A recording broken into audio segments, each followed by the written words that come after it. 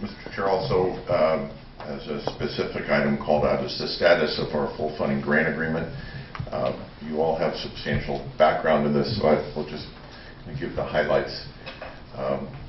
We are, of course, continuing to aggressively pursue obtaining the signature on our full funding grant agreement. The initial estimate was that we would have it prior to March 1st of this year, which would have allowed us to proceed to a full notice to proceed with both of our contractors. As you know, we did not have it by that time, and that we were informed by the FTA that we would receive it if we were in the President's budget that was projected to come out in May. We have continued to work very aggressively with our lobbyists and supporters. We have almost daily calls in connection with this. We have tremendous national, state, and regional support. The national support is really extraordinary because generally national organizations don't advocate on behalf of a specific project. For example, APTA does not customarily do so. But they and others are advocating specifically for our project because it is not just important to us, but it is a matter of national concern that projects such as ours that have gone through a process such as ours, that are eligible to be signed such as ours, be funded.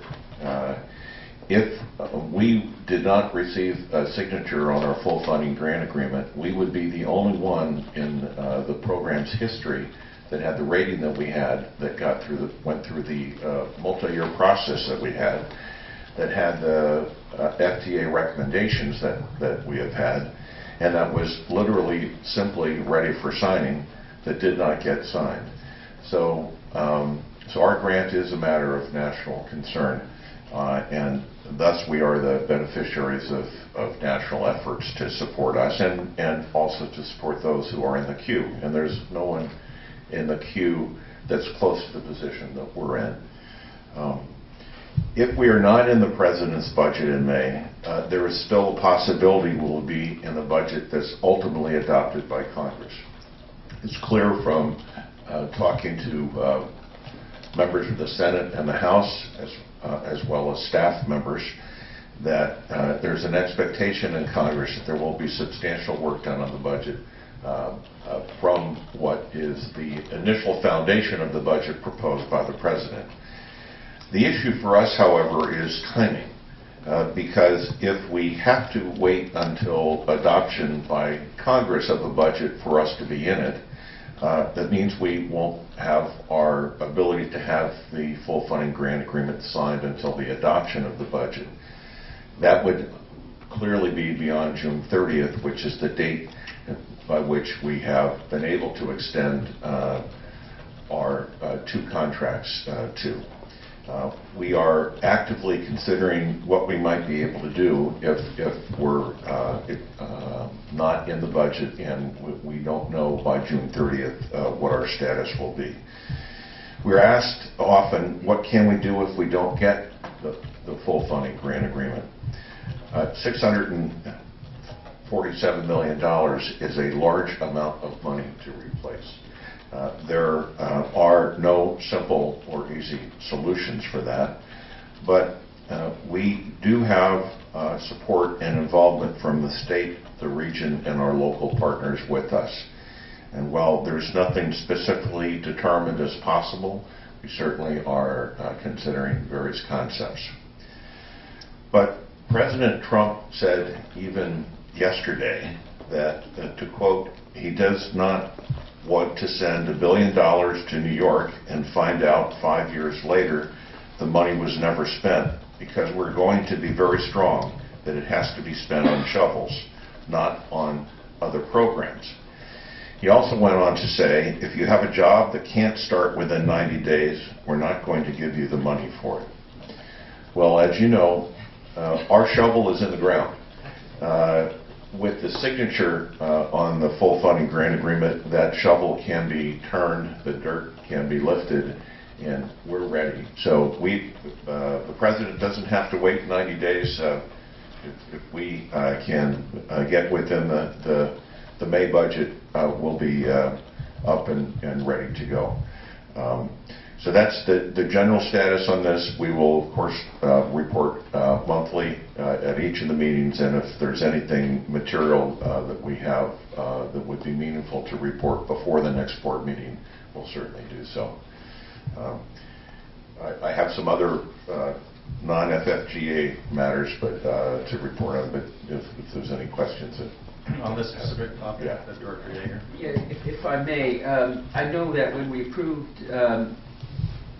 spending for the contractors up until June, how are we doing with that contract? And I think we were looking at maybe $10,000 a month or whatever it was. And again, my concern is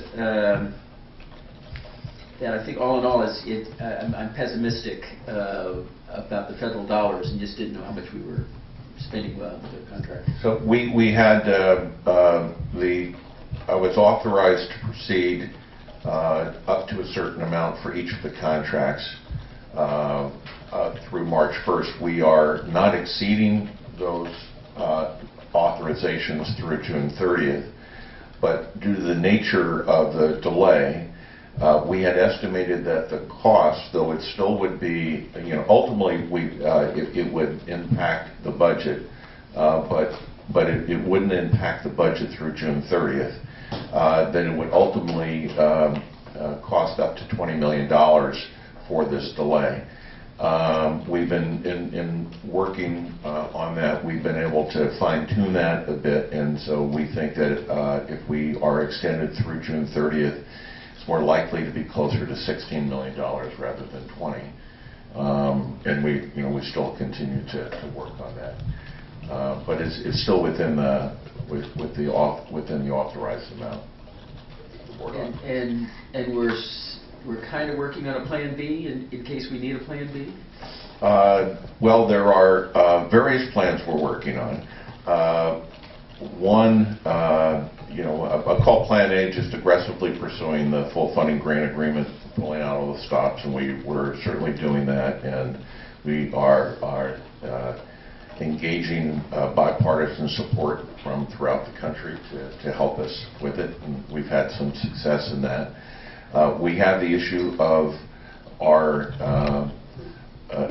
California congressional Republican delegation that has raised issues because of their opposition to high-speed rail, and so we continue to try to work to solve that problem. That's a pretty big problem. It's a pretty big problem, and it is not a problem that would be easy for us to solve on our own, because some of the things they have suggested would require state action, not our action, though we'd have to cooperate with the state on it. So we are certainly encouraging the state to take a look at things that they could do.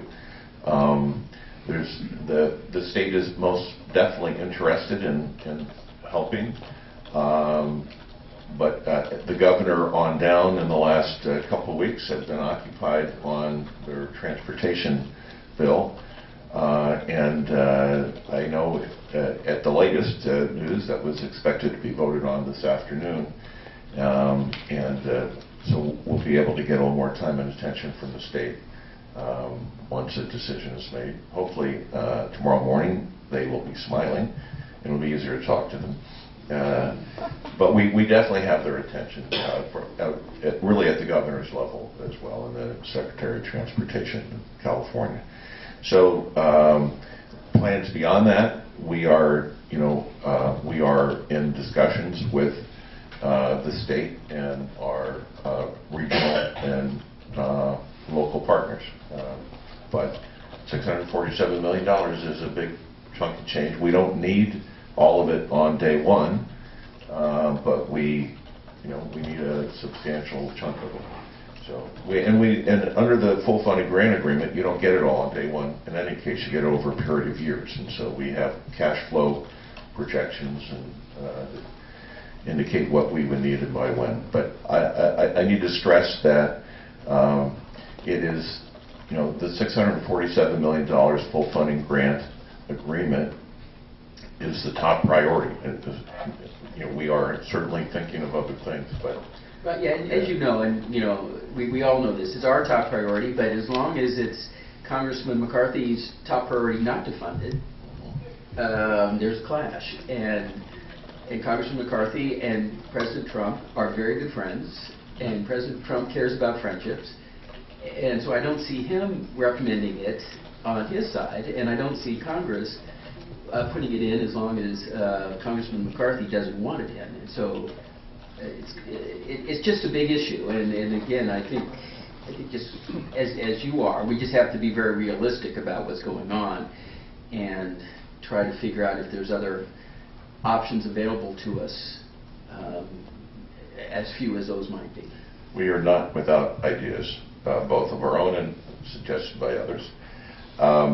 But there are 3 points in time when it's important for us to be in the budget.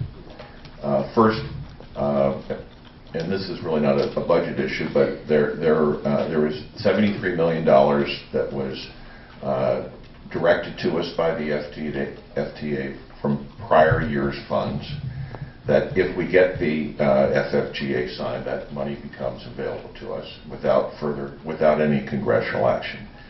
The second is the fiscal year 17 budget, which of course we're well into fiscal year 17 and the budget has not been adopted. But we are in, the Senate version has funds for our program, and the House version of the budget for FY17 has us listed in the program. And so, and there's been no action to take us out of that, but it hasn't been adopted yet. What we understand is by the end of April, possibly slipping into the beginning of May, there is intended to be a vote on FY17. And it's either, it could be a continuing resolution for everything, or the betting is that there will be a continuing resolution for lots of things, but there may be a vote on the transportation budget. And so that would be good for us if there is, as long as it is as it is. And we've been told that it's very unlikely that if they vote on it, there'd be any changes to it. So that's a positive. But again, and that would be a bipartisan vote. So that's important. But we don't get to access those funds unless we have a signed full funding grant agreement. And so we've been told if we are in the president's budget, we get an FFGA signed, and we don't have to wait to a budget that's adopted by the Congress. But so that's a big if. We know that, and people around the country know it, which is why they're working with us to help on this. Thank you. Any other questions on this particular part of Mr. Hartnett's report?